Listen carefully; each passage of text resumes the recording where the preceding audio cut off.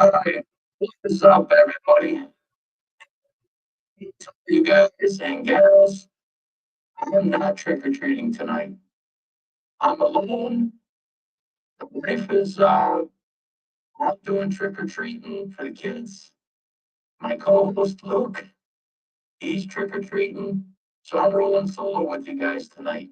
So we'll spend about an hour together. I got several topics I think you'll find interesting, and I'll dig into that. Lots to unpack. Good show for you tonight. And I'm going to release a new PB prediction. So just to kind of go over it here, Lions and Vikings preview coming up. Huge game for the Lions again. It's a must win for the Vikes. JJ McCarthy. I'll get into some of what I've said about him in the past for those of you who don't know. He's returning from injury and is returning home to Detroit and to Michigan. So I'll get into all of that. What makes a great coach? Three NFL teams that have zero chance. These two teams are going to the Super Bowl. Super Bowl. Is LeBron done as a Laker? I have some thoughts on that. It has to do with my prediction. My Austin Reaves prediction, which I will replay from June, sure seems to be coming true. And what Michael Jordan will accomplish, and a couple of other notes I'll put in there, as well as the Week 9 NFL picks. So Luke's not with us. I'll be doing that on my own. I think Luke's listening in right now. So after I get the initial PB3 here, I will a little bit of a interesting story about Luke and somebody who made the headlines yesterday that Luke used to play against. So I'll get to that in just a little bit.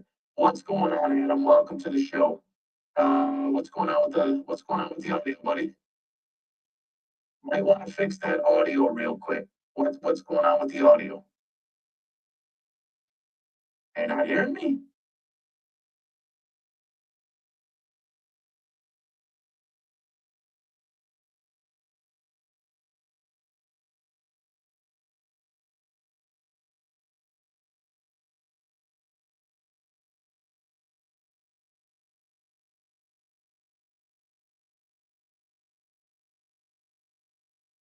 Robotic static voice, huh?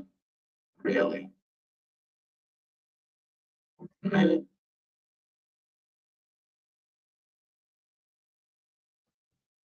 How about now? Is that better? I got it taken care of now. I was sounding like a robot. Really? Man, I need a producer. I need an engineer. How about now, Adam? All right. Man, so about 10 minutes ago, quick behind the scenes, 10 minutes ago, everything just kind of blinked out. My second monitor blinked out. I had to change kind of splitters. And I don't have any idea how that happened. So all right, cool, crystal clear. All right, let me go over that again real quick since I was sounding like a robot. Yeah, I'm tired as hell. So I wouldn't I wouldn't doubt what I sound like right now. I'll believe anything. Super tired today, but I'm going to push through. I just had some coffee. I got a little bit more left here, and we're going to get at it. And I'll pick up the energy as soon as I dig into these topics. I know I'll pick up the energy. So on the Week 57 here, the Lions Vikes preview for Sunday. JJ McCarthy's return home to Detroit and to Michigan. He's returning from injury. Lions trying to go to 6-2 and keep pace. Vikings are in a desperate situation, a must-win game in Ford Field. I'll touch on JJ McCarthy, what I've said on in the past. If people out there don't know what I said in the past about him, what makes a great coach? 3 NFL teams that have zero chance to make the Super Bowl. 2 teams that are going to the Super Bowl. Is LeBron done in Lakerland? It has to do with my prediction that I'm going to formally announce. Usually I'll tease him a little bit, but I don't give the prediction until I'm absolutely certain about it. My Austin Reaves prediction, which I will play. I pulled that out this week. That is from June. What Michael Jordan will accomplish. Luke is out trick-or-treating. It's just me tonight. Hopefully we get, he's got like 3 weddings next week too. So I don't know exactly what's going to happen. We'll get his butt back in here as soon as possible. I'm going to share a story about Luke here in a moment. somebody that's making the headlines and is relevant to Luke. And then I'll do the week 9 predictions for the NFL. I won't be doing any college, but I'll be doing. Let me get back there. So here's my PB for 3, and everybody out there, I need your help because I've been going back and forth with my wife over the last 2 weeks about this, and I'm convinced that I'm right and she's wrong. I've never seen this before. Maybe I just didn't, I don't know, maybe I wasn't paying attention or what. Have people always been this crazy about Halloween? And here's what I mean, not the costumes, not the parties, not any of that stuff. I'm seeing like 30, 40, maybe even 50 feet tall dinosaurs and skeletons and, like dudes with some freaking blade, sword, whatever it is, in front of people's lawns. It stands taller than the house. I mean, these things got to cost like hundreds of dollars. Have I been missing this? Or has this been around and I'm missing this? Or is this new? Or is this, she says we're in Florida. We used to live in Michigan. She says it used to be this way in Michigan.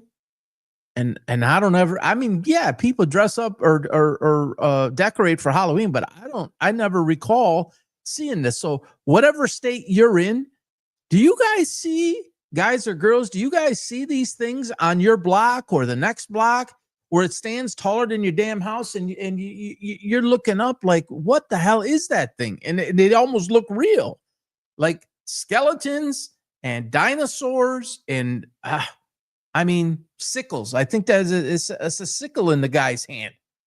Crazy. I mean, fire away if you have an opinion on that. I'd never seen that before. And maybe that's just because, we're more in we are in Florida full time now, but we've been here for like each of the last four Halloweens. We usually would come to Florida at this time. There's some inflatable decorations in my neighborhood, but nothing that crazy like you're describing. Yeah, that big inflatable too. I saw one of Frankenstein today. That thing sat higher than the house too. But yeah, I mean, people are like, they spend a lot of money on this stuff. I know some people like grown people, like my age and older, they get all into this and they're dressing up and all this. I got that. I'm not into it. I was into it as a kid, but I mean, I guess no offense to anybody out there, but I kind of grew out of that. I don't do that anymore. I leave that for the kids and the teenagers and I don't know, the 20 somethings.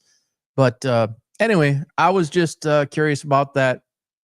If you have an opinion, throw it up on the screen.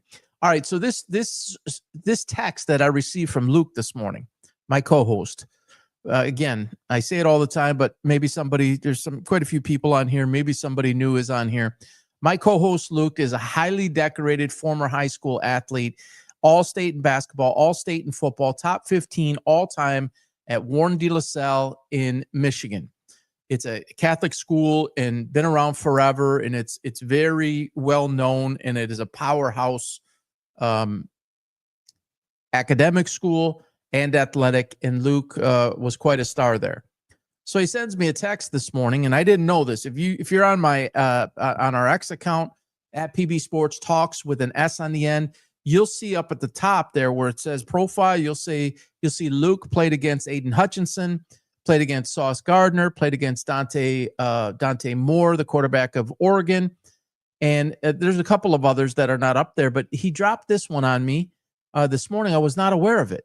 So the Milwaukee Bucks player Ryan Hollins, who had 32 against Golden State last night, 25 the game before, Luke played against him. So it was Warren de La Salle, which is powerhouse in the Catholic League, Catholic school, against Macomb, Dakota, which is a absolute powerhouse public school.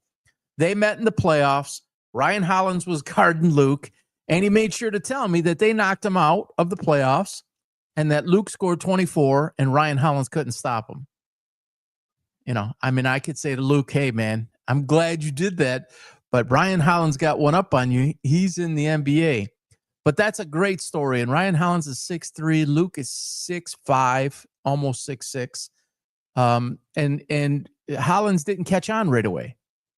He did some moving around and such, and now all of a sudden he's breaking out. And boy, Giannis has got to love that, because all indications were he was gonna, pack up and head on out of Milwaukee. So that's good for them. But I thought that was an interesting story. And hey, what's up, 1224? Welcome to the show. In and out, you must be trick or treating, like Luke today. Appreciate you joining. You guys are loyal, honestly. Really, really appreciate you guys. So let me get into. I'll go with Austin Reaves, and I see suddenly it's not on my screen. So give me 1 sec here, and I'll pull that up. This is my prediction about Austin Reaves in June of this year, when I was very against Luka Doncic being the man. This is pre the weight loss. This is after the trade, pre the weight loss, pre LeBron's sciatic nerve, which there is no sciatic nerve. He's faking, folks. I'll get to that in a moment. And I'm just basically certain of it. Obviously, I'm not a medical doctor. I'm not in that room, but I'm pretty convinced what he's doing, and I'll share that here in a second. So I'm a big Austin Reaves guy. I put this up in June, and here it is. If I could just get it up on the screen here. Come on now. It was there, and now it's not. Because, as always, there's some sort of technical difficulties that end up happening. All right, here it goes. This should be it. You guys, I've been saying it, and I'm going to say it again. You can look right on the screen there at Luka Doncic, and you can look on the screen right there at Austin Reaves. If Austin Reaves had the same output in terms of opportunities and minutes and opportunities schematically around him, you would see him put up essentially the same or better numbers than Luka. He's a fraction of the price, currently at $13.9. He goes up to $14.9. Not next year, the year after, he goes up to $15 million. That's insanity. And you're paying this guy $50 million. Austin Reaves is a hell of a ball player. He's shown it when he's had the opportunity. He can go put 37 and 7 up every night too. I mean, Luka's a little bit higher than that in the rebounds and assists, but Luka's a 27 point a game guy. Austin Reaves could be a 27 point a game guy too, and he plays better defensively than Luka. Nobody wants to say that. Nobody wants to own or admit up to that, because Luka's this big name, 77, and he's just a more polarizing figure than Austin Reaves, more the quiet guy, the newer guy on the scene. He's never been the number one. I think he can be a number one. And if he isn't a number one, he's sure damn a 1B or a 1A rather.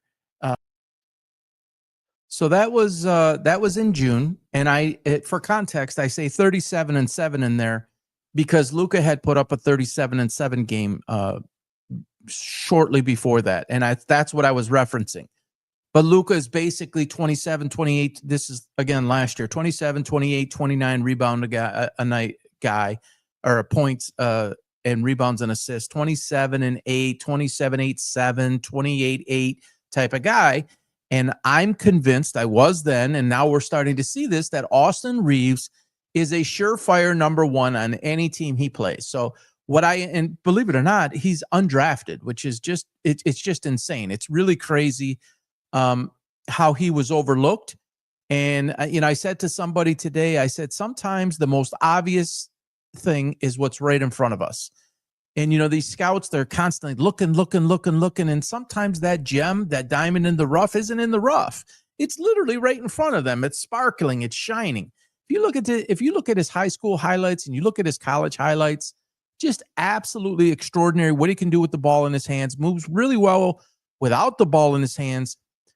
Terrific getting the ball on the floor, being able to get to the rim, draw contact, finish at the rim. These are not easy things to do. For a lot of guys going from college to the NBA, there's a struggle in that pathway right there. How do I get to the rim, absorb contact? I have all this talent. I got a handle, right? Which most of these guys, their handle includes about 7 carries every other dribble, and they don't call it anymore. But he has the ability to get the ball on the floor, get to the rack, draw contact, and an and one. He has every trick in his bag. He has every move. He can Euro step you. He can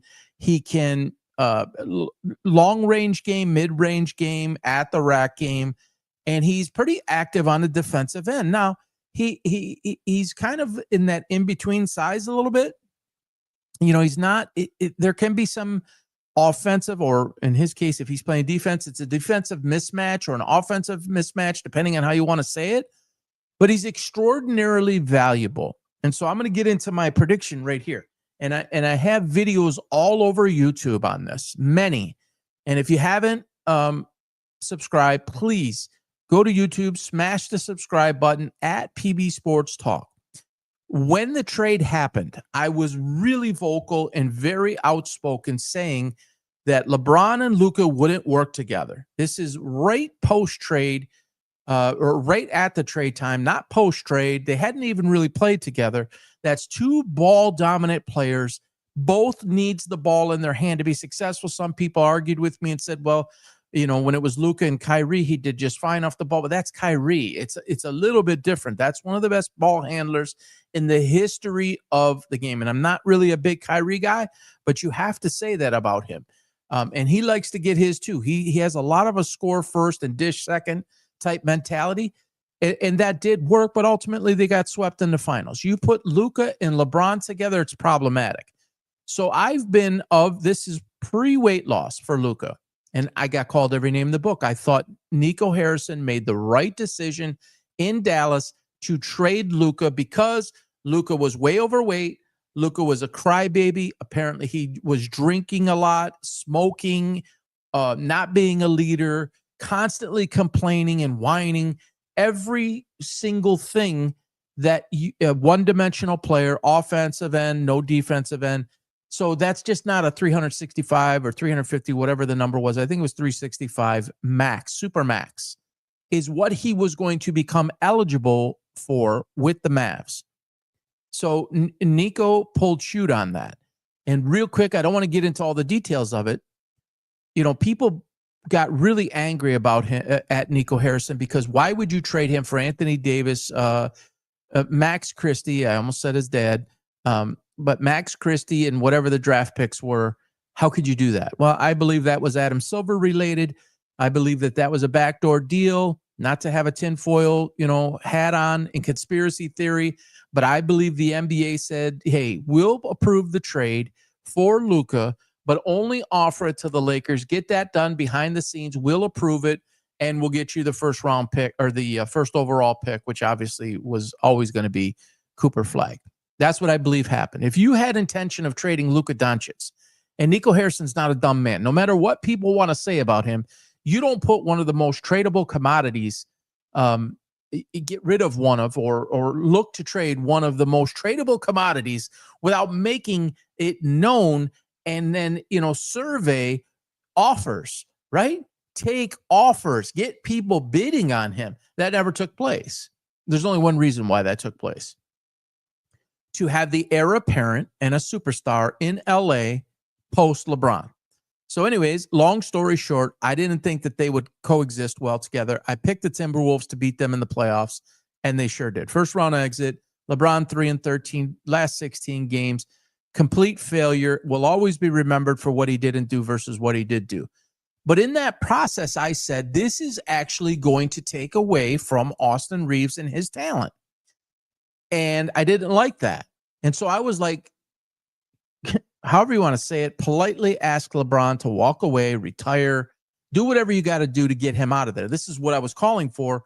Again, this is pre-weight loss. This is pre what appears to be a full-blown 180 commitment by Luka. And I said, trade Luka to the highest bidder, gather quality now players with draft picks, and build around Austin Reaves. That was my argument then. I have changed I've evolved my position because Luka gave me reason to do that. And then I thought, all right, so LeBron is going to work his way out of it. Well, of course, he opted into his deal, and I'll get to that in a second. So, okay, Austin and Luka can coexist. but the team around them is weak, and DeAndre Ayton doesn't move the needle. It doesn't change anything. Sorry. Now they just went and signed Drew Timme, who I actually think can be a better player than Ayton. But I wouldn't expect big things from him. And then there's just a couple parts, Rui is around there, and a couple of, hey, you got Bronny, right? I'm kidding.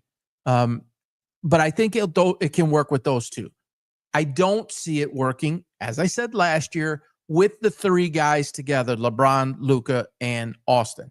So with LeBron being out with his fake injury and then Luka being out for the last week, Austin Reaves was on display. And Austin Reaves, he was already going to make more money.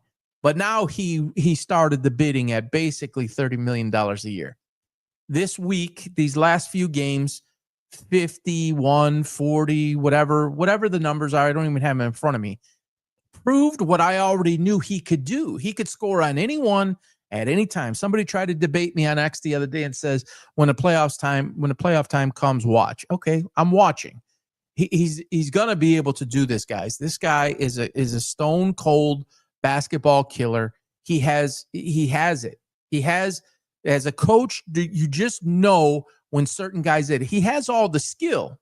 There's a lot of guys that have the skill that can't execute it. And that's probably what this guy was meaning. Austin Reaves is not one of those guys. Now, JJ Redick came out and he tried to take credit for this. He said, you're one of the guys now. You're no longer, just this outside influence. You're now one of the guys. This is as much your team as anybody. Okay, JJ. I don't know about that. He probably did say it, but that was already the case. You didn't let him show what he could do. Not he didn't show what he can do. You weren't giving him the minutes. Well, now he's forced everything. He's forced the hand of everybody. And here it comes. What we have seen, and I know there's some people watching right now, and there's going to be a whole bunch more watching this when I cut this up. What just happened, for anyone that's anti-LeBron, what just happened is likely to get LeBron out of Los Angeles sooner. So here's what I think is going to happen. I believe this was all planned by LeBron. He did not like the sit down. I call it the sit down. It was literally like a mafia sit down where it was Pelinka, I think Jeannie Buss. They met in New York. They had Luka. This is after they got bounced from the Timberwolves. Again, I'm not sure if LeBron was there, but I think that they committed to Luka and said, this is your team. We want to move forward with you. But I think they put out a list of things. We want this to change, this to change, this to change. And they said, let's get to it. And then suddenly the guy goes out and transforms his body over the next, 6-8 weeks, loses 31, 32 pounds. You see him in different, he's visible in the offseason, which wasn't always that. He's playing over in Europe. He's, his body's completely changed. Hence his game has changed to the good, not to the bad. But him being out and Austin coming in, now what do you got? And so LeBron has been watching this. And his plan was fake this injury, which we know it's fake because he was golfing. The time, he injured himself sometime in July, in some practice session. You're full of shit. We watched the guy playing golf in June, July, August, dancing in Puerto Rico and dancing someplace else. He doesn't have no sciatica injury. Seriously. I mean, there's probably some nerve stuff that he's got just from all the years of abuse, but not something that would keep him out for the first, 4 or 5 weeks of the season. That was LeBron being pissed. And JJ Redick said, he's on his own time schedule.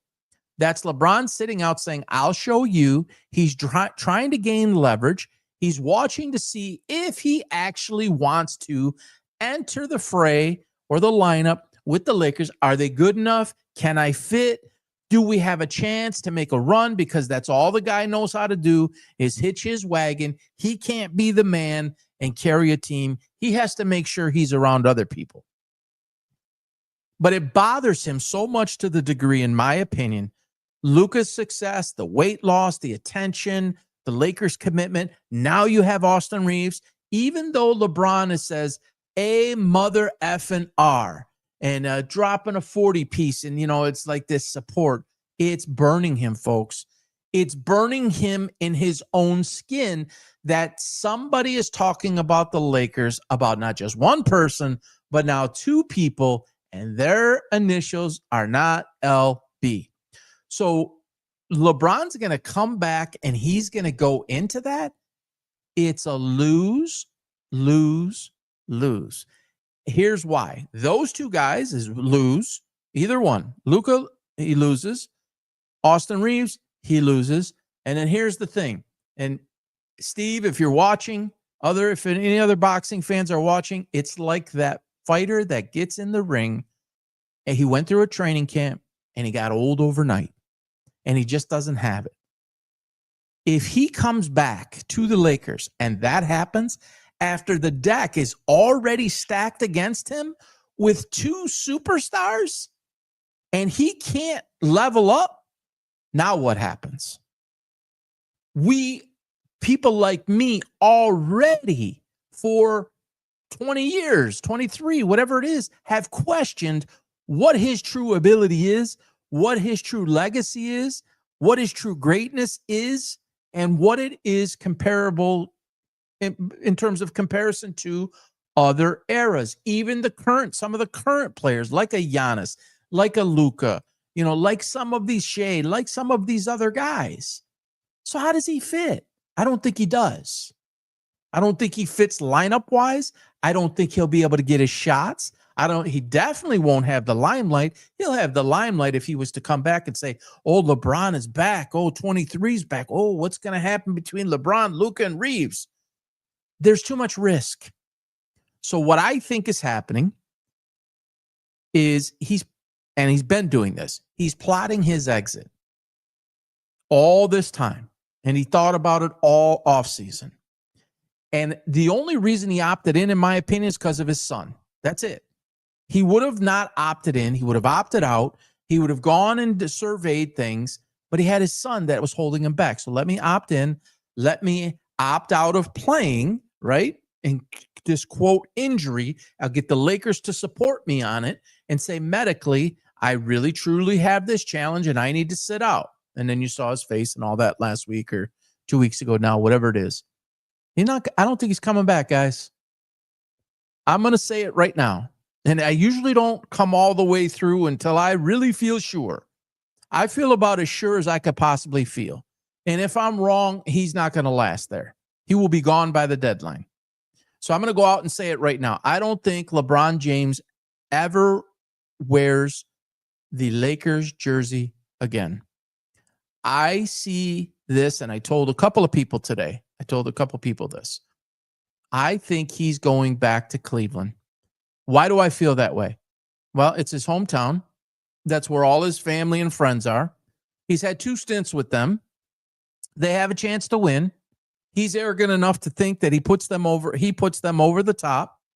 He has that relationship with Dan Gilbert. On that basis, I think Dan Gilbert would allow him to come back. And then it accomplishes 3 things, really. Somebody takes him, which I don't think anybody wants him other than, say, Dan Gilbert. I don't even think people want him at the minimum, at the veteran minimum. Like, why? If you have any chance to win, why would you add that in? There is more downside than there is upside at this point in his career. If it was 8 years ago, then maybe. He's done. He's done, folks. He's a 20-minute-a-night guy. He can't go 40, 42, 44 minutes anymore. He's not grinding out at the playoffs. He's not the man anymore. Can't be the man. No one would allow them to come into a championship contending team, or at least somebody that projects that, and just throw a wrench in everything. It's just not going to happen. And anybody who said Dallas, I don't think that they would do that with Cooper Flag. And now Anthony Davis is out, and Irving is still out. It was never going to work with Kyrie and LeBron reuniting anyways. That's just silliness. So I don't think he's going anywhere except Cleveland. And then the final part is he goes to Cleveland. He ends his career in Cleveland. He finishes this year in Cleveland. Then he announces his retirement. And maybe Bronny comes, maybe he doesn't. I think Gilbert would sign off on that. One of the few, if maybe only Dan Gilbert would sign off on that. I don't know that anybody else would. So he goes through this year. He goes to see if he can get another championship. He announces it in the offseason, 2020, what would that be, 2026? I am retiring at the end of this year. He has one more swan song, one more year with them. It is where he wants to retire anyways. He doesn't want to retire with Miami. He's not going to retire. When I say retire, like retire his jersey, he's not going to retire with those. He will retire a Cleveland Cav. What better way to do it than if you are a member of that team? And you get to be in the Cleveland arena, Quicken Arena, or Rocket Arena, in its home. And it just makes sense. And they'll embrace him, and they're probably the only ones that will. I don't think anybody else, when I say I'm talking fans, I really don't. I think people are exhausted. I think they're tired. I think they don't want to see him. And I think owners are afraid to take him on for obvious reasons. And then for that too, what would the response be?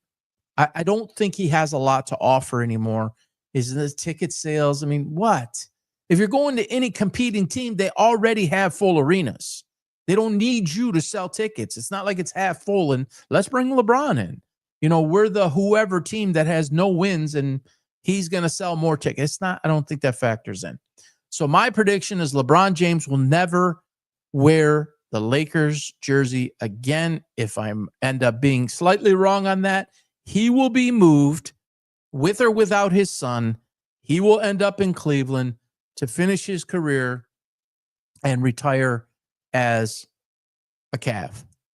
So we'll see what happens. I caught a lot of heat the other day. I'll catch it again. I always catch heat on that because there's still that segment of people out there that are just, they swear by him. They won't do it any other way. So that's my take on LeBron. He is gone from LA here very, very soon. And there's actually, I always mess up his name, Shams Charania, is reporting that his commitment is in question. Oh, we already knew, though. That's not breaking news. We already knew his commitment was in question because he's pissed off. He doesn't want to be second or third to anybody, but he'll go where stars are. He just wants to be first in that list, like Dwayne Wade and Chris Bosh. He had to be that guy. Andre Davis, prediction alert, right? Anthony Davis, you know, Luka, whoever, he was already there. Let's bring Luka in, but I'm still the man. He ain't going to be second fiddle to nobody. If he goes back to Cleveland, you know, they'll embrace him. All right, let's head over to football here. Lions and Vikings. Let me pull this back up. So J.J. McCarthy, 2 days before the 2024 draft, I said Jayden Daniels would be the best quarterback in the draft. Caleb Williams would be a bum and a bust, and he's this close, literally this close. And John, if you're watching, John Frischella, NFL Frischella, check him out. John does a great job. He's been putting up clips and stuff, and you know, Tyson Badgett is going to get his chance, and it wouldn't shock me. Ben Johnson's an ass. I've been telling you guys that for a long time. He has no patience. He's a hot-tempered dude. He's not going to put up with it. He went to Cleveland to be with Caleb. I never understood that. He may get a little bit better, but he's never going to be the man. He just doesn't have the mental makeup, and I said it in that video, and you can see that again on YouTube at PB Sports Talk. But I said that JJ McCarthy would be 1A to Jayden Daniels. We haven't had a chance yet to see that. Obviously, he didn't play last year with the blown out knee. He played, 4 or 5 quarters this year, then got injured again. There's speculation as to, the Vikings kept him out, even though Carson, he was a third string emergency quarterback, but was really healthy. But they wanted to pull him back because they brought him in too soon. I don't know that I believe any of that. In fact, I don't believe any of that. I still believe that J.J. McCarthy is going to be a superstar. And if you listen to that video, I specifically said, if he ends up going to Minnesota, that is the best place in the league that he can go because you have a lot of talent around there. You have some questions now with the running game, but you obviously have dynamic wideouts, a very good tight end, a solid, and these are some Michigan guys too, Michigan State, Jalen Naylor, and then TJ Hawkinson, former Lion. Of course, you got JJ, Justin Jefferson on one side, and you've got Jordan Addison on the other side. You've got a lot of skill there. and a really well-coached team, but they're in big trouble. And as far as J.J. McCarthy, he is not 1A this week. It's got to be the Lions this week, 5-2, coming out of the bye at Ford Field. You're looking to go to 6-2. The one thing I will say this about Minnesota is at 3-4, this is desperation mode. Okay, they can't keep losing. And this is a tough spot for J.J. McCarthy to be in, to be honest with you. You know, you come back from anything, you're not in game speed. You're just not up to it. You're not, no simulation. There's no practice in the world that could get you up to real live game speed, taking hits, having to execute. You know, when newly signed $45 million a year, Aiden Hutchinson, which that's one dude, that money will not change. It'll maybe change his life outside the game, but that will not affect his game on the field. In fact, I think he'll be more obligated to go even harder. Not that he wasn't going hard. Please don't misunderstand me, but I believe that he's going to actually go another gear, if that's even possible. So JJ, man, I love you. I think you're going to be really good. Not this week. And quite frankly, whoever he was playing, I don't think he would be that good this week, just for the obvious reasons. You got to get back into the flow. But a hell of a spot. You're 3-4. You're in a must-win situation. You lose and you go 3-5. You haven't even hit your bye yet. I think that the Lions roll here by 2 full scores, probably around 13-17. Yeah, that's 3 scores. 2 to 3 scores in that range. By the way, we were pretty much spot on last night. I said 38-13 or 38-17. Baltimore didn't get to 38, but the differential in points, obviously 28-6 is 18 or 22 points. And how I had it, 38-17 was 21. So we were spot on. I told everybody, run to the window or run to your phone at 8. It ended up going down 7.5. I happened to see closer to the game. I personally didn't play the game, and I don't, to be honest with you, I really don't play anymore because I want to give it to you guys and give you guys the non-emotional side of the picks. I gave, I think, 8 props and went 4-4. Of course, there's always an injury. That's one reason that one of them went down. But I'm glad to give you guys that last night. I'll have some more props this weekend, and I'll go through the picks here in a moment. So the Lions by 13 or 17, they're going to roll up on Minnesota. Here's another thing, and you can call this another prediction if you want, Adam. So, Hutchinson signed this week, and obviously everybody in Detroit is super happy. You're locking him up. We knew it was coming. We knew it was being worked on. It was just a matter of when and what were the terms of the deal. We know those now. He's locked up. There's probably no chance that he ever plays for another team for the rest of his career, maybe at some tail end type of thing if he's hanging on. So they've locked him up. They locked up Goff and St. Brown and Gibbs. And now you have Jameson Williams. You've done some things. You got Laporta to address. You got Branch to address. And some guys out there that I don't know, just X, people on X saying, so how exactly could they do this? And they're listing out the contracts. And, kind of like that Philadelphia Eagles, how does Howie Roseman keep on doing this? Well, I can't speak for Howie Roseman and the Eagles, but I can speak for the Lions. They are extremely financially prudent. They do not go for sexy, flashy free agents and start throwing money around. They believe in recruiting and drafting their own players, coaching, teaching, building from within, and rewarding those players as such. And then, you're going to ultimately, you cannot, max out every guy. And the one dude that might be on the short end of the stick when this all clears is Sam Laporta, because tight ends, you can replace his production easier than you can a Goff, everybody wants an Aiden Hutchinson. Everybody would like a Matt Laporta, but there's a lot of tight ends out there. They're much easier to come by than a Jahmyr Gibbs or a Aiden Hutchinson or Amara St. Brown. St. Brown, guys like that, they don't exist everywhere. He's a very, very special, unique talent, kind of like Puka Nacua. There's really good wide receivers out there, But are they of Nakua's level? Are they of St. Brown's level? I would, I will go to bat on that. Sean Salisbury, former Vikings quarterback. We were chatting about that one day, and big Nakua guy. He thinks Nakua's tops of those two. He thinks he's the best in the league. And I piped in and I said, St. Brown. And he said, well, I'm a Trojan, which is where St. Brown went. So I'm all about him. But Puka is the number one guy. So when you have something like that, you kind of got to keep it. And those are third and fourth round guys? Don't quote me on it. It's third and fourth or fourth and fifth. I get that mixed up. Those were steals for both teams. No one thought it, obviously. 16 wide receivers taken before St. Brown, and he's the best of the whole bunch, basically, except for maybe one. You can make the argument.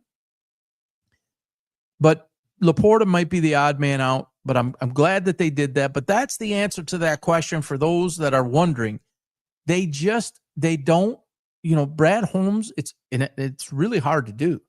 Like anybody who's watching you play fantasy football, that guy comes available and you only got a certain amount of waiver wire moves. Oh, he had 118 yards, and unexpected, and I need to go get him. And then I need to go get this guy and this guy and this guy. And then before you know it, you're out of waiver wire moves and you're like, oh, shit. This guy didn't work out. That guy didn't work out. Oh, man. That's what a lot of NFL teams do.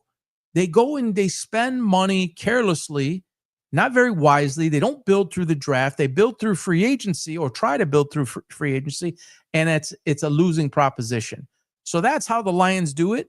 They had some of the most amount of cap room before they signed him, and they still have some of the most amount of cap room. Here's the part that I think might surprise us a little bit. I think they know they're right there. And again, I'm not going to get into the window conversation. I don't believe in windows for teams that are properly run. There isn't a window. There's just reload, reboot. And there's a whole bunch of history to show that. The Patriots being one, the Chiefs being another. I think the Eagles are clearly in that now. And it's just the next guy. You have a system and you keep on putting the talent in, and you're good enough where you don't miss. And if you miss, you can recover. And just keep on. You never get depleted. You replenish, you reboot, but you're never rebuilding. The people otherwise, they have windows.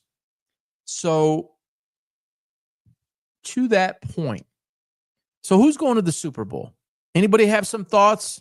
Who's watching right now? Give me your Super Bowl picks. Pop them up on the screen. I'm going to get to who I don't think is going to the Super Bowl. 3 teams that might surprise you guys. In the meantime, you guys feel free on my screen here. I can see it. You can't, but I can see it. Tell me who you think's going from the NFC. Tell me who you think's going from the AFC. Here's who's not going. And who was it? Dan Orlovsky, who I like a lot of his insight, although lately I think he's been hanging around with Stephen A. Smith too much. And he's getting a little bit of the, I don't know, rubbing off. Stephen A. Smith rubbing off on him. I don't know. Not that Stephen A. Smith is saying this. It's just like some of the things Dan has said recently that it doesn't click. Usually, like him and I are two of the few people anywhere that said what we said about Jayden Daniels. He says that look out, Baltimore. This is before the game last night. Look out, Baltimore has a great chance to go to the Super Bowl. No, they don't. No, they don't. And if you weren't sure, if you watched that game last night like I did, and you don't look at 28-6, okay? Miami's a horrible team, horribly coached. They fired their general manager today, and they said, we're basically, it was no show of faith. Mike McDaniels is going to stay with us through the end of the year. That's like, okay, you're just going to stay through the end of the year, and then we're going to axe you. And Stephen A. Smith made a big to-do. And I found out something very interesting. I didn't even know this. Credit to Jason Whitlock. He let me know this today. I did not know that Mike McDaniel's father was black. And Stephen A. Smith is making an ass of himself like he normally does, because he's just got to go in this race baiting and all this type of stuff, as if there's not enough stuff to talk about that you got to talk about race. And then people got to talk about Stephen A. Smith and Ryan Clark making an ass of himself again. These people, they can't stop. Jamel Hill, throw her in the mix too. Jamel Hill and Ryan Clark, I think, are long lost brother and sister. I mean, they're like, I don't know, fraternal twins or something. Stephen A. Smith says today, yeah, they got rid of the black guy and they kept the white guy. And I honestly didn't know it. I mean, I don't look at Mike McDaniel and I don't see anything other than he looks like a white man. But he grew up in a biracial family. And you got Stephen A. Smith. There's no way Stephen A. Smith cannot know this, right? I mean, I don't generally talk about race, so like I don't have to know that. He talks about it all the time. You would think he probably should know that. And so they got Stephen A. Smith beforehand. I better not hear Chris Gear's name, not as skilled a predictor. Here's why Greer got fired. Because if you fire the GM, it has less impact on week 7, 8, 9, whatever it is, week 9, than your coach does, you dummy. Sorry. You're trying. You could have fired both of them. It doesn't matter at this point. Their season's over. But you want to try to keep some of the pieces together. Tua is already off the reservation. Tyreek Hill is out. But you're going to see more internal fighting. Not that Mike McDaniel can like keep the glue together. Like you'll start to see people just fragment or fracture, more away from it. But you at least keep your head coach because the GM is in the background. He's not the face, and it's not about color. It has nothing to do with color. It has nothing to do with race. It's stupid. But that's Stephen A. Smith. I think that's what the S stands for. Stupid is what stupid does. So I would pay attention to what Miami was able to do before all the self-inflicted missed free throw. Listen to me. Missed field goal. You're going for it on 4th down, false start, tripping but not tripping. McDaniels actually showed a pulse yesterday. I commented on it. I'm like, welcome to the NFL, dude. You finally showed some emotion. Like you talk at the podium, you're on the sidelines, there's no pulse. And I'm telling you, as a former coach, not that you got to go rant and be a jerk the whole game, but when you don't have a pulse, people don't respond, or they don't respond as much or as well. And if they see that they see him behind the scenes, he puts in the time, he puts in the work, and they probably respect that. But it's like, bro, you gotta get into it. You have to show something. And he did last night for a minute, but it didn't do any good. But what Miami was able to do is expose why I don't believe that Baltimore has even a remote chance with or without Lamar Jackson to go to the Super Bowl. They're awful, horrible defensively. And only Miami's ineptitude last night caused them to score 6 points. Or held them. They held themselves to 6 points. Baltimore didn't hold them to 6 points. Their inefficiency, their lack of execution. You got certain people, I won't mention any names, certain people out there saying that Mike McDaniel, he's too good. He's too good at play calling. You can't fire him. All right. I never coached at that level, but when you have, and I heard somebody else say today, it's not his fault. It's not his fault. When your team cannot stop committing penalties and is undisciplined and cannot execute, yes, it is a reflection of the players, but it is just as much of a reflection of the coaching, of the system, of the culture. If you have no fear that nothing's ever going to happen to you, then you will continue. It's like a little kid that keeps on doing something wrong. And if you don't rein it in, the kid's going to keep on doing said thing wrong. So that's Mike McDaniel. It's romper room. It's whatever. But that was a great, I think, illustration of teams like even Buffalo, teams like Kansas City, they will absolutely rock Baltimore. They will put up 40 burgers, 40 pieces, 45, 50-piece nuggets. Trust me when I tell you. And I'm not a Lamar Jackson guy, but first of all, he's not going to throw 4 touchdowns and do whatever he wants like he did last night because Miami's defense is a sieve, total sieve. They're as bad defensively as Baltimore is defensively. And when it comes down to it, Baltimore's not going to be able to hang with the better teams. And Kansas City, there's no way they get past them. All right, another team not going to the Super Bowl is the Buffalo Bills. And that pains me to say that because I'd love to see Josh Allen go, but Buffalo's done a horrible job of not putting weapons around him. Yes, you have James Cook, but I've talked about this in the past. Shakir's your number 1 wide receiver. That's just terrible. You're talking about, and I don't even like this word either, generational talent, but you're talking about one of the greatest quarterbacks of all time is on your roster, and you can't give him a legitimate number 1? You can't even give him a legitimate number 2.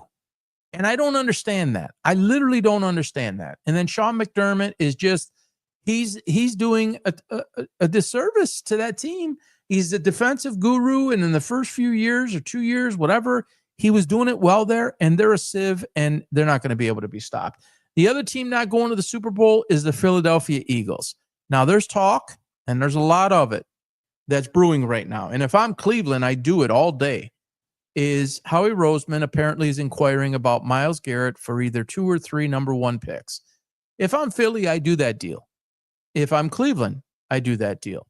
If I'm Cleveland, you understand that Philadelphia is going to finish, near the top this year, next year. So those are not, whenever the picks are, those are not like high level number 2 or number 1 picks. It's more closer to a second round pick. Hey, that's still good. Myles Garrett is one of the worst captains I've ever seen. And some dude called me racist today. There we go again. I mean, I'll call out a white guy. I'll call out a black guy. I don't care. He's a terrible captain. He's been a terrible captain for years. He's an insane talent, an incredible player. But there's just certain things you don't do. There's certain things you don't say. There's certain things you keep in-house. And you just make sure to keep it there. And he's blasting his jaws again, and he's got his headphone. I don't even want to do it. He's got his earbuds or headphones up here. It's just like, dude, get him out of town. Take his $40 million. Get whatever you can. There's going to be some money they're going to probably lose out on, but just get rid of him. And then he's, the victim in all this. You resigned, buddy. You decided to stay there. You could have forced your way out. But you chose to stay. Now you're mad at everybody. If you didn't foresee what the circus that was already there, that's on you. And then dude in rookie camp, like he's so committed as the captain during rookie camp. Not that he should be there, but he's on social media from Hong Kong asking the world for help on where he should get an apartment while rookie camp's going on. I mean, at the exact time that they were on the field. You can't make it up. So Buffalo's not going. Baltimore's not going, and the Philadelphia Eagles are not going. I put this out earlier in the week, and any of you who follow me, you saw this already. The Super Bowl participants this year is Kansas City out of the AFC, and yes, my Detroit Lions, and Dan Campbell behind me from the NFC. The 5-year prediction is going to come true that they would appear in the Super Bowl by the end of 5 years. I made that in 2021, 3 weeks after Dan Campbell started. This is the final year. It's going to be Kansas City and Detroit in the Super Bowl. That's not why I say that about Orlovsky and Baltimore. Like it doesn't have to do with the Lions because they're in that conference. Kansas City is a beast. They're just a beast.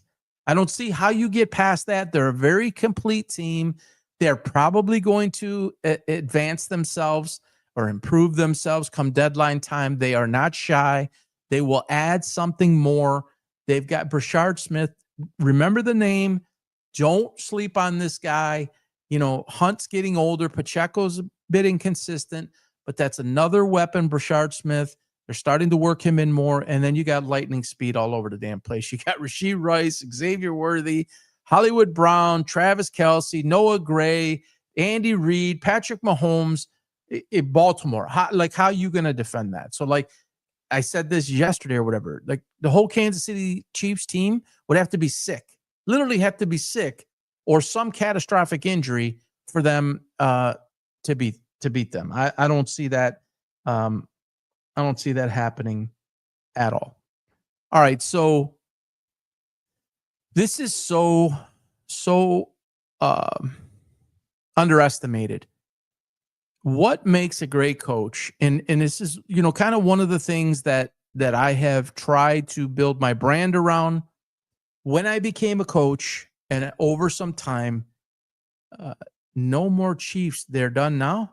They're not done, Adam. Sorry, buddy.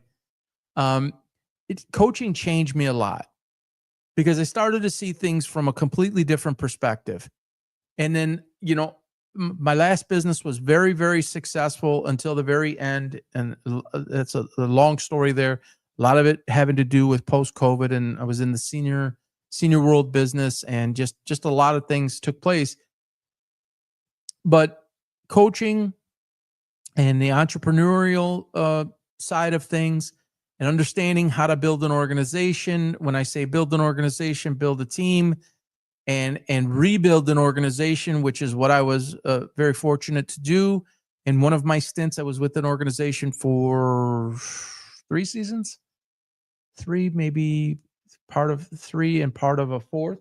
I'm not exactly sure, but they hadn't been anywhere in like 10, 11 years is the last time that they were in the grand championship game. And they had a lot of down years, and I had a plan, and I came in, I executed that plan, of course, with Luke's help and a lot of great players and some great people. And we went to basically the state championship of our level and came up just short.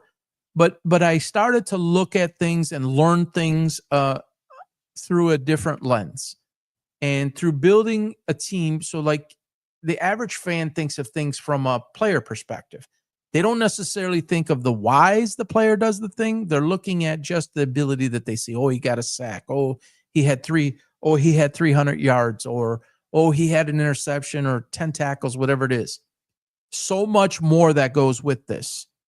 And I use Dan Campbell as an example, not because I'm a Detroit guy. And John Frusciella. Sorry, John. I got to hit you up on this one. He put out his top 10 coaches the other day. Or was it top 5? No, top 10. He didn't have Dan Campbell in his top 10, and he didn't have Andy Reid in his top 10. I got to believe that John was trying to get some clicks there and get people like me to be like, what are you thinking, man? Come on, usually we're on the same page. You cannot possibly be thinking that Dan Campbell and Andy Reid are not in the top 10. That's an impossibility. People wonder how Dan Campbell turned this whole thing around. And this is why it doesn't work in Miami. It's why Cleveland is struggling so much. And then, hey, to be honest, watching the Detroit Lions get it so bad, so wrong, and be so bad for so long, you just got like this totally zoomed in view on exactly what doesn't work and how to repeat that, right? Definition of insanity. Keep doing the same thing over and over and expecting a different result. And then you watch a fine-tuned new managing owner or managing partner, whatever you want to call it, and then making the right decisions and putting people, and I learned this in business, you have to put people around you that are smarter than you. And you cannot, in areas that you don't have maybe a lot of skill or depth or experience, put those people around you and sit at that table, right? Because they sit at a table, 17, 18, 20 coaches sit in a room, and the head coach, he's got it, the session going. He's going around the room to every single coordinator, every single assistant. He's getting their input. He's taking it all in. And then you make your decision with your OCDC and special teams guy, and you put your game plan together. But there's more than that. You have to be able to get the people that fit your system. But you have to know what that system is. And you have to be able to articulate that and communicate it. And if it's a breakdown from, say, the coach wants one thing, the GM wants another thing, and the owner wants another thing, Cleveland Browns, former Detroit Lions, you're not on the same page. people are pulling in a different direction. People wonder how I get these. I get the question all the time. How do you get these predictions right? How do you happen to know it a lot of times before it happens? Well, some of that is instinct and just being intuitive, right? Some of it is that, but some of it is also recognizing talent, right? So I coached, and you just understand the traits and the things to look for from a basketball perspective. Obviously, it was very clear to me what Austin Reaves had. From a football, Jason Whitlock said, so like, who is this guy? Who is Paul Burkhardt? Is he some scout? How did he know this about Shedeur Sanders? Like, how could he possibly pick him as 5th round? Now I hear it about Bo Nix and Jaxson Dart and Jayden Daniels and who am I missing? There's quite a few now. I'm pretty blessed that way. It's really helping the brand. Like, how do you see this type of stuff? There's just certain qualities that you have to be able to see, because there's a lot of guys putting up numbers, right? And people get really attracted to that, but they miss the mental side. And you can look on YouTube and you can see a lot of the stuff I do. You can have all the athletic ability in the world, and we've seen it a million times. There's lots of players in every sport that come with all this talent, and then they can't perform. It's a lot like this. I've always equated this. I've used this analogy. Like, how could Butch Harmon and Hank Haney like coach Tiger Woods? How could that possibly be? How could Butch Harmon coach Phil Mickelson for so many years? Like, Butch is a pretty good golfer. Hank Haney is a pretty good golfer. Lots of guys. There's that something that you have to have mentally to put with the athletic ability and the ability to execute whatever sport it is. A lot of guys, some guys have the mental aspect and they don't have the physical traits. Many have, when you're talking about professional, they have all of the athletic ability, but they don't all have what it takes.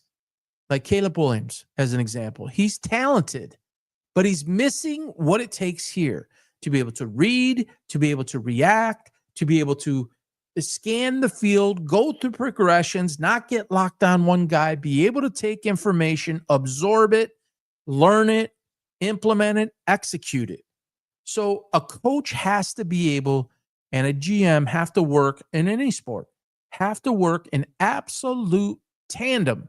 So I said something on X earlier, being from Detroit, Steve Yzerman, Hall of Fame player, multiple time Stanley Cup winner as a player, went to the Tampa Bay Lightning as a GM, won for them, left there, went to Detroit.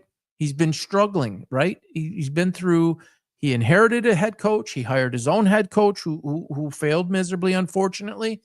And then he kind of got out of his own way. I think he's on year 6, and somebody can hit me up on a 6 or 7, something like that. People have been calling for his job. Maybe Stevie doesn't have it anymore. And now look at what's happening. He hired the right coach, a ton of experience. And there's a lot of guys that have experience, but he was very committed to Derek Lalonde, who was on the Tampa Bay staff. I think he felt obligated, and he felt like this is maybe the next upcoming guy. Gave him the chances. And then ultimately it's like, all right, I have one more chance. I have to let him go, and I have one more chance, but I have to be right. I cannot be wrong again. Jeff Blashill was somebody else's hire. Lalonde was my hire. It didn't work out. Now I got to go get Todd McClellan, or whoever he was thinking about getting. It has to be right. He chose McClellan. And so far at the end of last year, things panned out. They were short, but things panned out, and you could see the improvement. And now you see the next step being taken. You must be ownership, GM, coach, assistants, players, all the way down to the ball boy or to the equipment guy or whatever it is. If you have multiple breaks in that chain, you are going to be the Cleveland Browns. Like, you're going to draft a quarterback in the first round, in the third round and in the 5th round, and the most polarizing person in the NFL, and or in college to come to the NFL, and you're going to bring that all on your back in a city that has not won in decades, that has a pissed off fan base, that nothing can get right. And you're coming out of a scandal of all scandals with a dude who went and did inappropriate things at some 22, 23 women in these massage parlors. And you go get a third and a fifth round pick and you bring him in together as if either could succeed in that environment. And oh, by the way, we're hanging out just Joe Flacco's going to start the year. So that is an organization that has no idea what they're doing. There's multiple people that feel multiple different ways. And it's like they just throw it on the wall and hope that it sticks and maybe it'll catch. Maybe we'll, catch lightning in a bottle. Well, you're going to catch lightning in a bottle, all right. You're going to lose your damn job. And that's just really what it comes down to. So, there's very few Phil Jacksons in the world. There's Belichick, you can obviously say Brady had everything to do with that.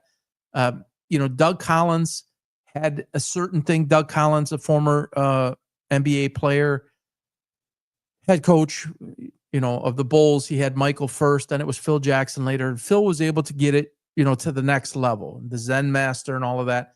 Again, for me, it was like if I didn't have a plan and I wasn't going to run that plan and get full buy-in from parents and players and assistant coach and whoever was around the program, then I was going to fail.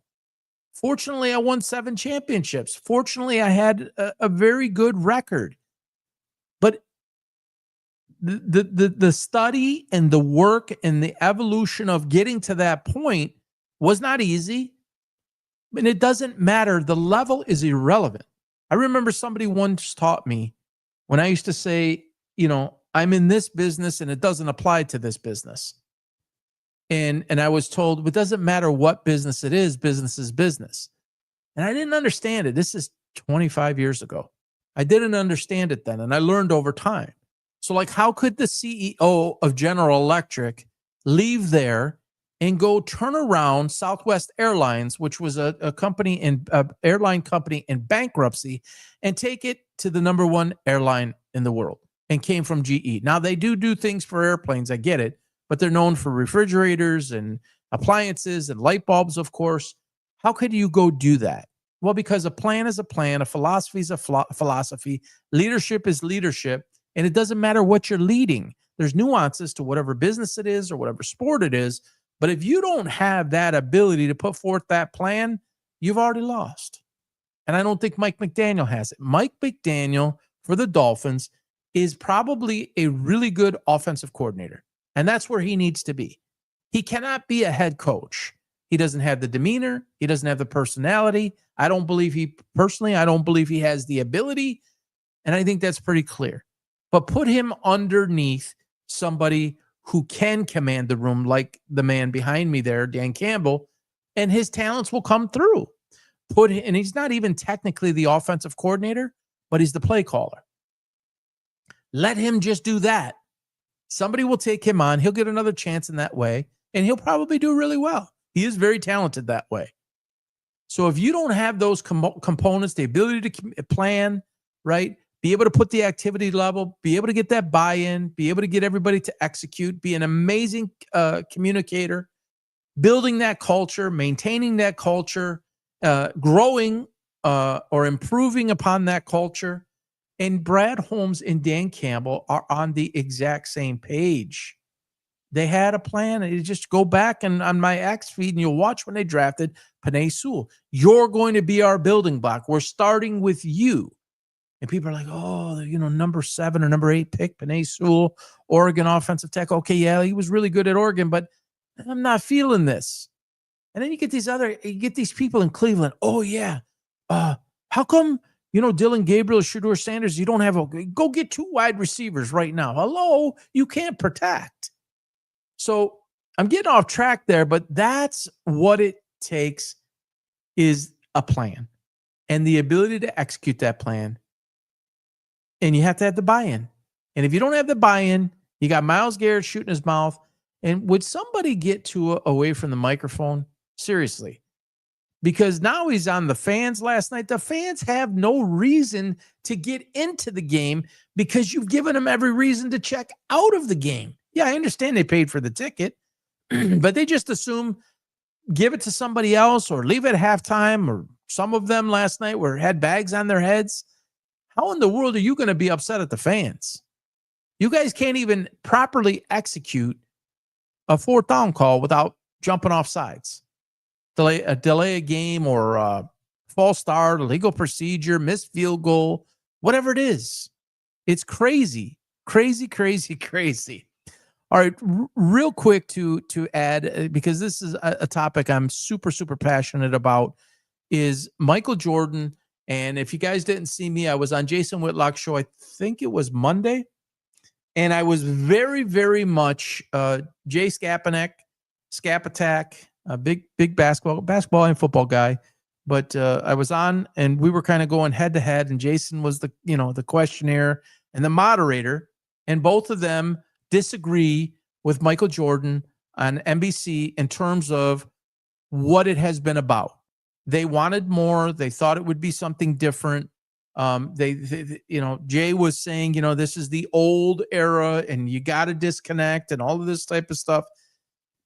I see where they're coming from, but and I put together what I thought was a really good explanation of exactly how I felt.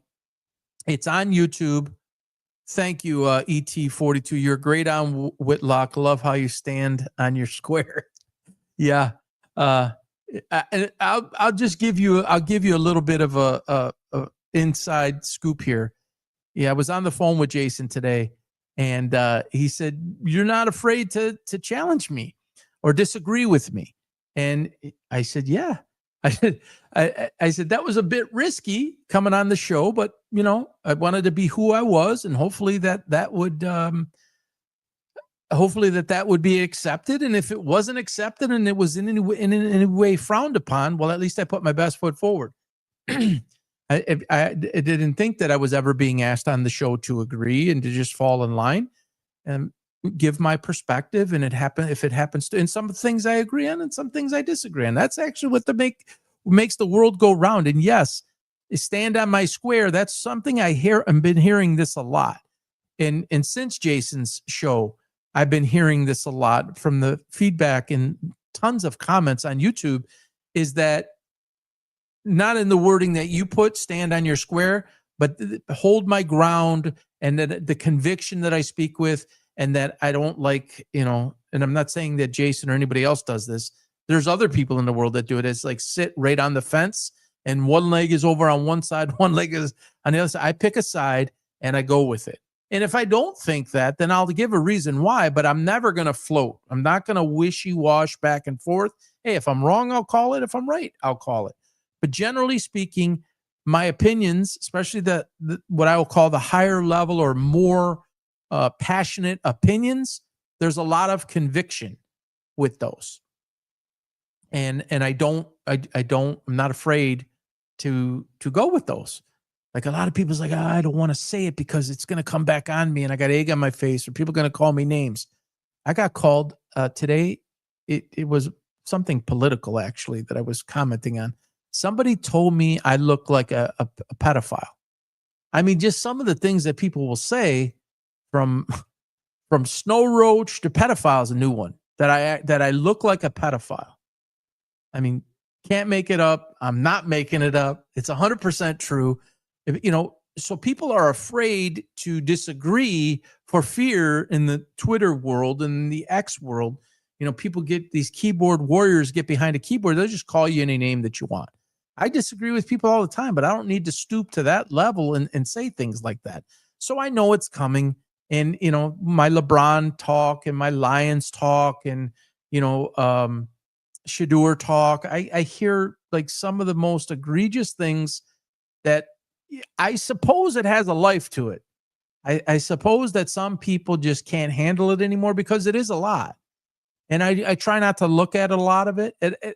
Not that I'm those guys, but this is the first time I've ever done something this public to where there's people all over. You're right. When the debate is lost, insults become the loser's tool. And you can't intellectually or intelligently carry on a conversation and state your case. So just denigrate the person. Exactly. I agree, ETF. I've been a public person before with businesses and lots of clients, and speaking engagements and things like that. But this is the first time, like on basically a global scale, your opinions out there, people see it. I put this post up today. It did 34,000 views or something at last check. And this is the person who said, you look like a pedophile. So anyways, yes, I'm not afraid to give that opinion. Lots of people hate truth tellers and or strong opinionators, which is a sad state we're in. The few others like us love them, especially in disagreement. Yeah. And I don't agree with, so back to what I was talking about, I didn't agree with Jason. I didn't agree with Jay. So Michael Jordan and what I think this is doing and why I think it is exactly what I wanted. And it's only, we've seen 2 snippets, basically 7 minutes of video, maybe 8 minutes of video. And it's going to be every week, 3-4 minutes each week. And there's a lot of people, Jason and Jay, that just felt like maybe this was a waste of money to get him. It's not what they expected. I've heard some people say, I want to see breakdown X's and O's. I want to say, want to hear him say what he thinks of this player, what he thinks of this player. And Jay's point of view was detach from the old and start talking about the new. I think it's going there.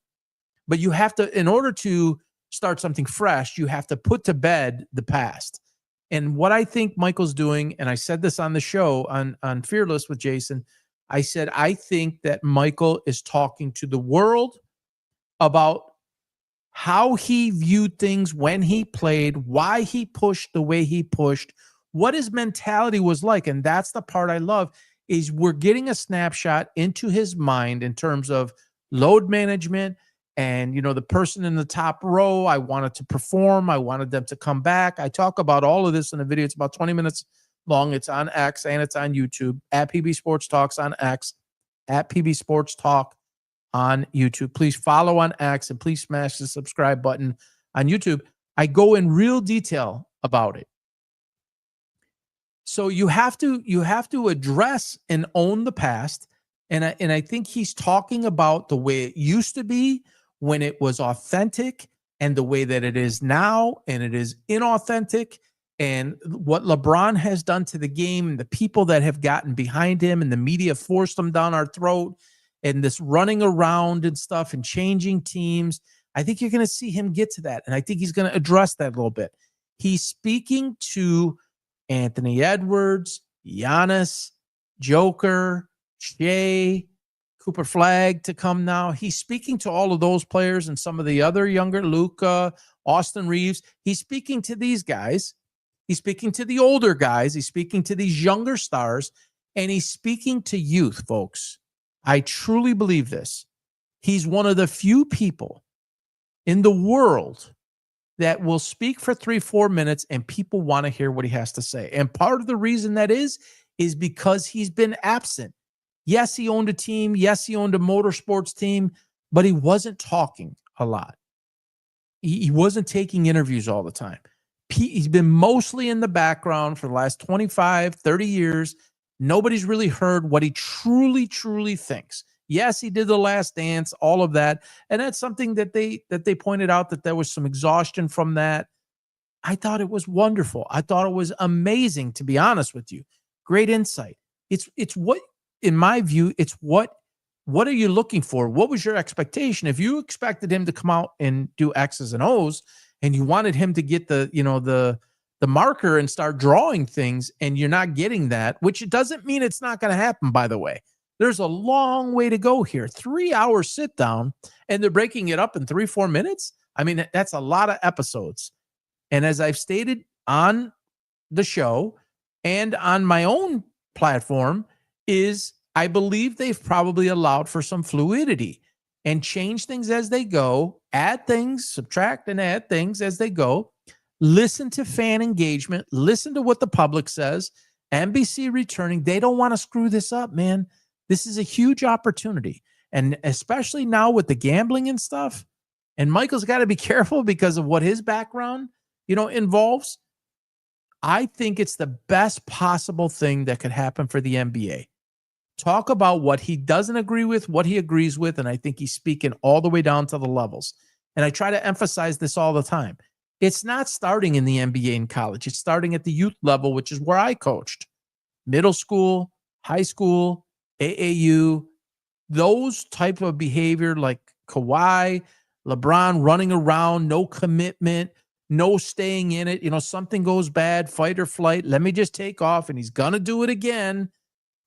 It's like that's not the answer. It's not the answer in life. You're going to divorce your wife and then the next wife. I mean, some people do that. And then the next wife because something didn't go right, because you're selfish for whatever reason. I'm done with that. Let me turn it in. It's a rental team, rental wife, rental car. Let me just turn it back. Let me go into the next most shiniest object. That's what has happened in the NBA since Michael has left. Not Kobe, not Michael, not Larry Bird. Michael at the end when he owned part of the Washington Bullets, pre-Wizards. I'm old.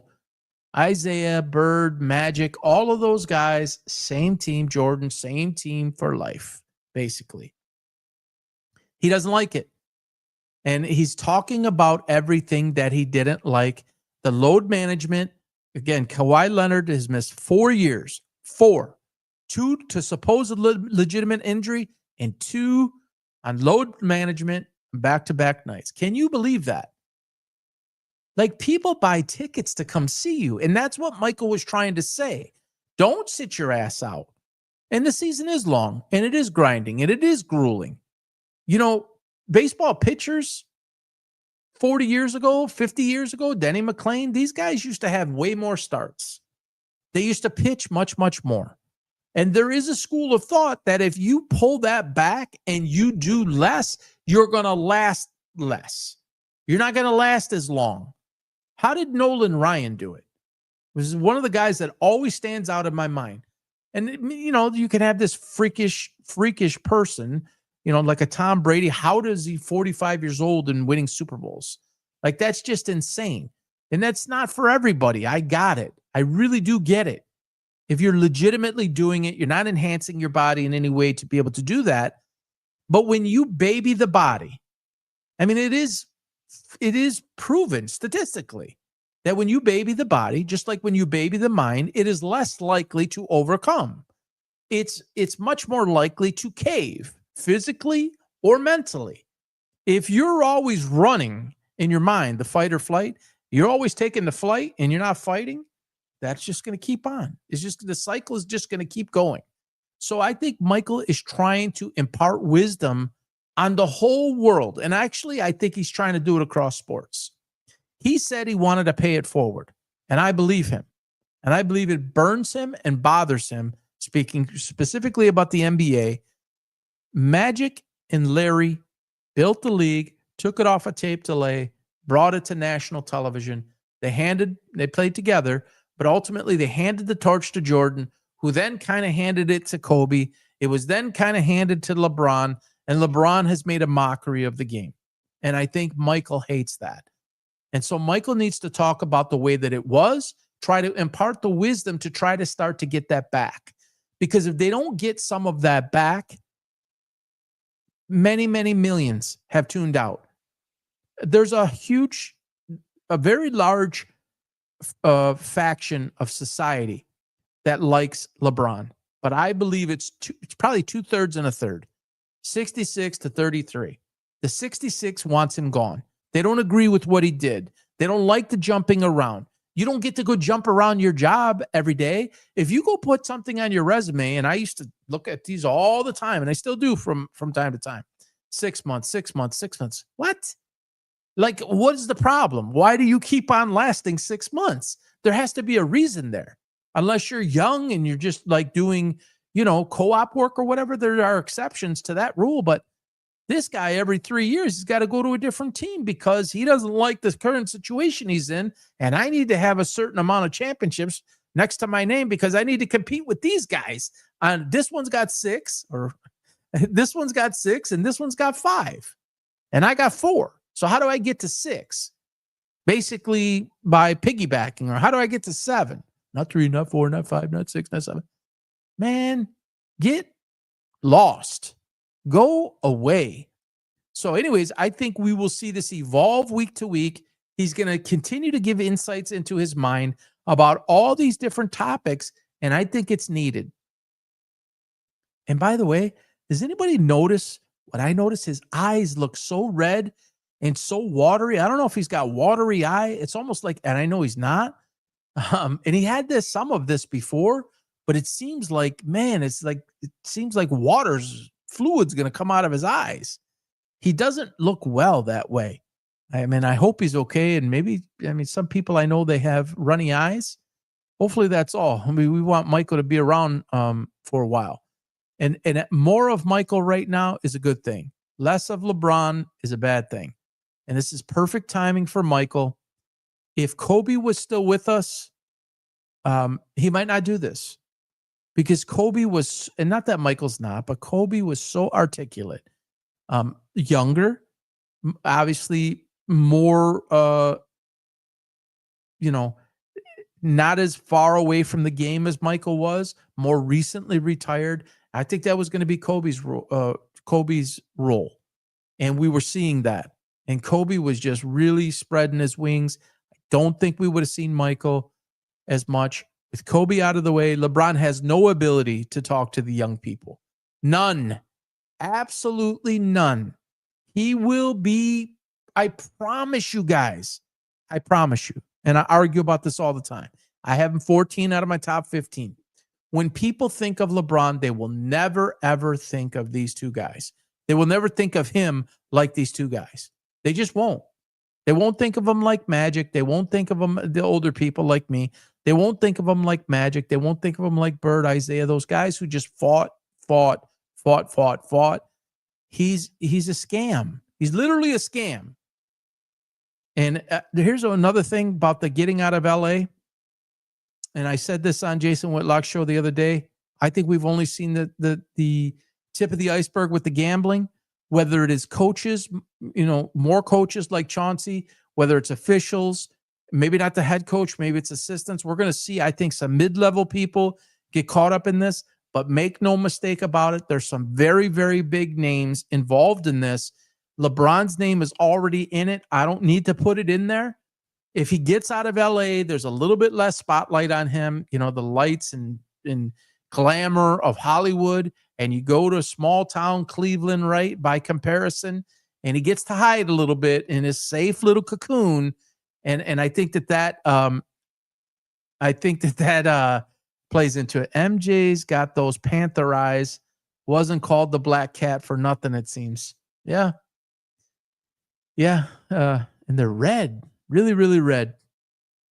But yeah, that's I think it's a great thing for Michael. I look forward to seeing it each week. And as long as Jason will have me on the show, I'm going to talk about it each time. And I think I have a gut feeling you might be seeing me a little bit more on Jason's show. We'll see what pans out there. Having a great time with that. It was really, I actually told my wife this. I said, man, I enjoyed that.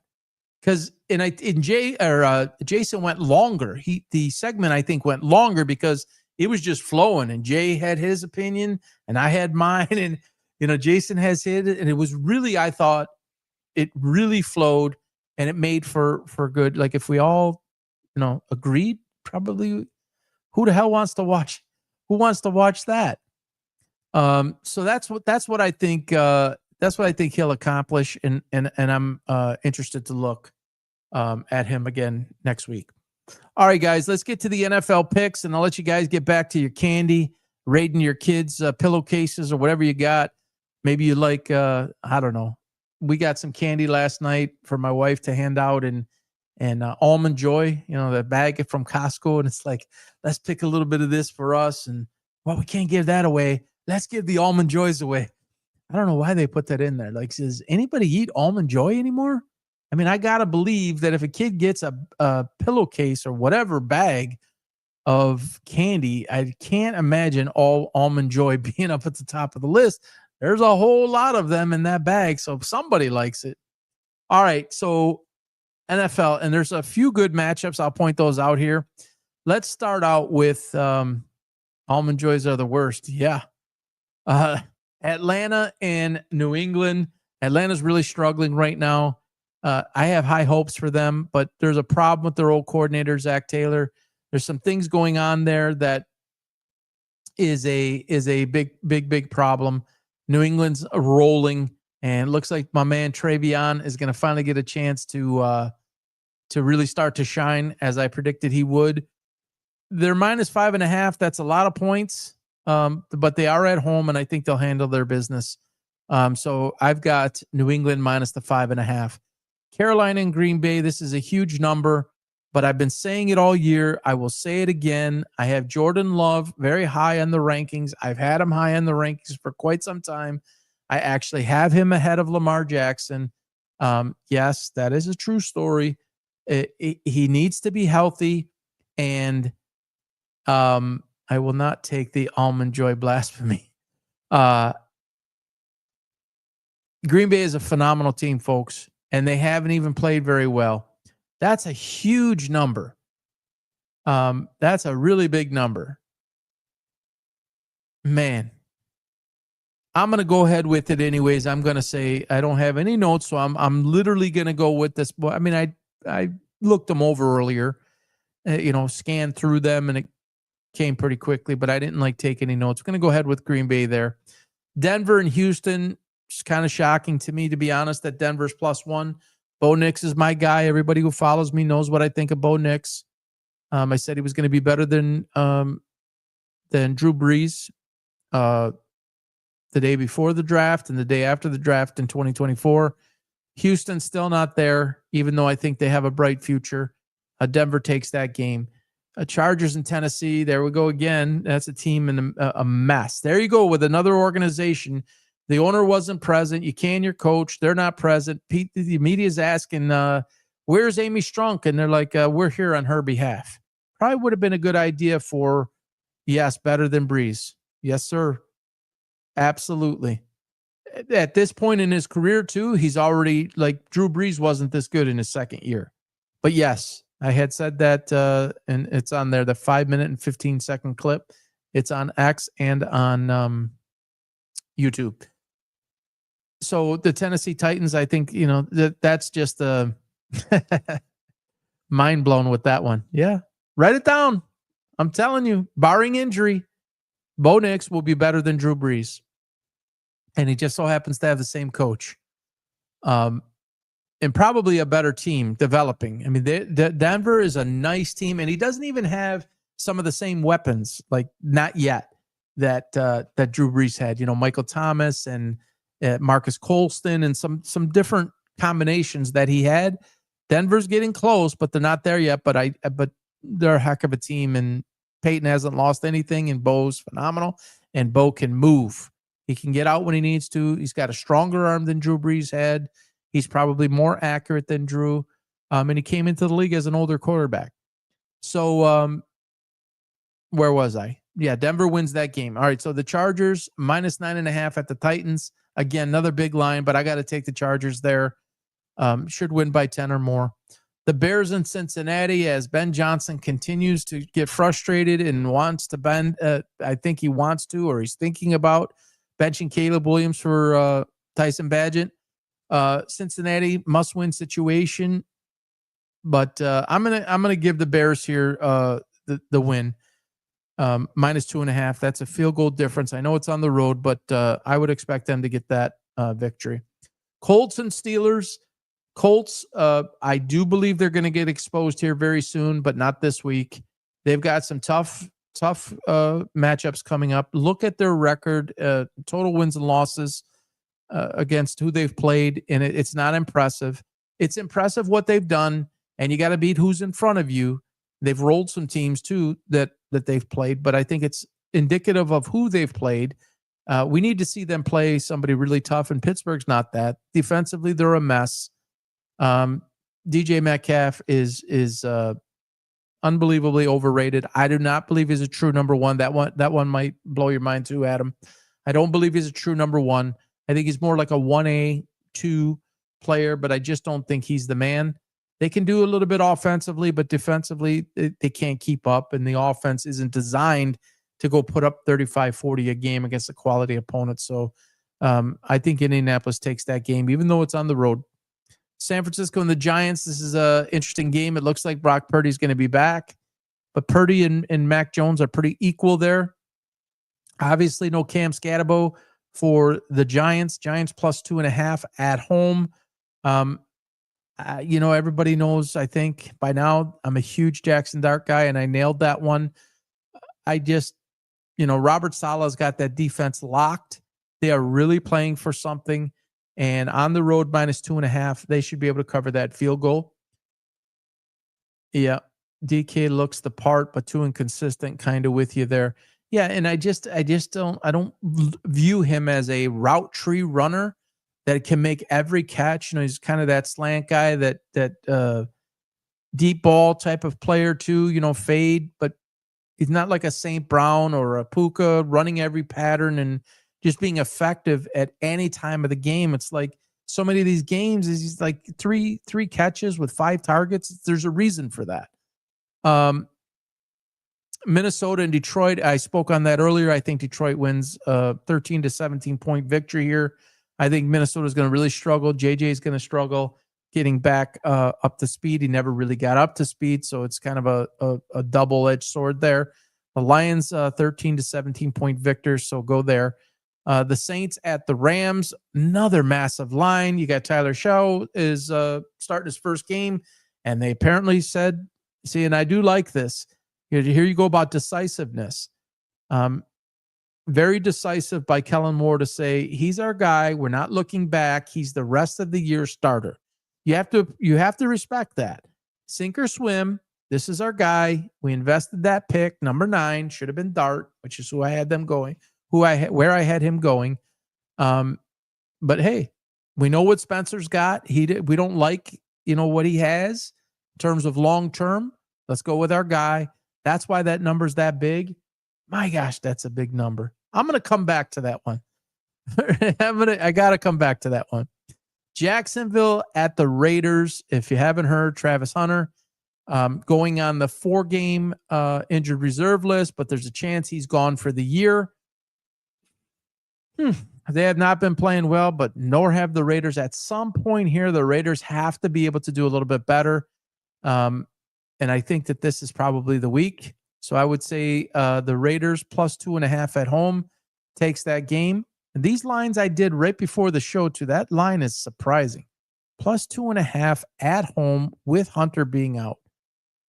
Yeah, I gotta go. I gotta go Raiders there. Chiefs and the Bills, the marquee matchup. Boy, I'm going to be on the spot with this one. Love Josh Allen. I have loved the Bills Mafia, but I think they're behind. I think that they cannot play defense. I don't think they're going to be able to stop Kansas City. Too many weapons, not a good enough defense. And Josh Allen, although he's willed the team to do so much, they're just limited as to what they can do. And Kansas City's rounding into form. I got to go with Kansas City on the road there. Seattle -3 at the Commanders. Jayden Daniels is back in the saddle. Seattle's been playing very well. Washington, very inconsistent. That is really, really a tough one to call. I am going to go ahead and take Jayden Daniels at home to rebound for the Commanders. Seattle's due for a loss, so I got Commanders taking the 3 at home on Sunday Night Football. Arizona and Dallas Monday night at Dallas. Arizona's a mess. They've been a mess. Dallas can score some points. I don't think Arizona can keep up with them, even though Dallas's defense is a sieve. I go Cowboys -3.5 on Monday night. It'd be better if it was 3, but I would go with the 3.5 there. All right, I'm circling back here. What game was it that I said? Let me come back to that. The Rams and the Saints. Yikes. I'm going to go with the Saints on a backdoor touchdown. There's no film on Tyler. He might do a couple of things. I wouldn't run to your app. I would probably stay away from that. But 14.5 over 2 scores. I understand why it's that number, but I just don't stay away from it. But I'd say the Saints plus 14.5. So I think that covers it, guys. Listen, I appreciate the support again. there's a lot of interesting stuff being worked on behind the scenes, things that I'm doing on my platform, with Luke, and hopefully he's got like 3 weddings next week. Not sure if he's going to be back next week or the following, but I'm working on some things with Luke. I'm working on some things elsewhere. I'll break that news when it becomes available. In terms of how to follow, again, X is the number one place. That's where I'm posting, and we're posting the absolute most. Any predictions, any of that stuff goes there first. YouTube is second, but honestly, I don't want to even treat it as a second anymore. We're at 830 subscribers. We need to get to 1,000. That's really important to the success of what we're doing. It's a lot of time. There's money involved to be able to make this happen. And we need to be able to get to that 1,000 to start, taking that next step. So if it's yourself, if you have not subscribed, please go to it at PB Sports Talk on YouTube. Smash the subscribe button. Share it with somebody else. Obviously, there's some regular people that come here. Adam, ETF, Jesus, 1224. Appreciate all you guys. Please share it with your friends, whether they want to watch, whether they want to listen, whether they want to see clips, whatever. I'm going to continue to upload that stuff as I maybe find out a schedule with Jason. Certainly, there's always breaking news, and sometimes I get the call at the last minute to come on the show. I'll continue to inform on that. I try to make sure to get all those clips up after the fact. So I'll continue to try to do that, but so that you can watch it live. That's going to go on X. When I know that I'm going on the show, I put that up. Whatever the 2 or 3 topics are, I put that up. And if I know who's on the block, and when I say the block, not the trading block, but the A block or the B block, and who I might be with, or if it's approximate time, who I'll be on the show with, if I'll be solo or whatnot, I always try to release that, and I'll continue to try to do that on X. So if you're not following, please do so. I appreciate all of you again. Enjoy the candy. Don't eat too much. I'm going to go sneak a couple right now. Hopefully there's some Reese's left. No more 100 grand bars inside of the Costco bag. That sucks.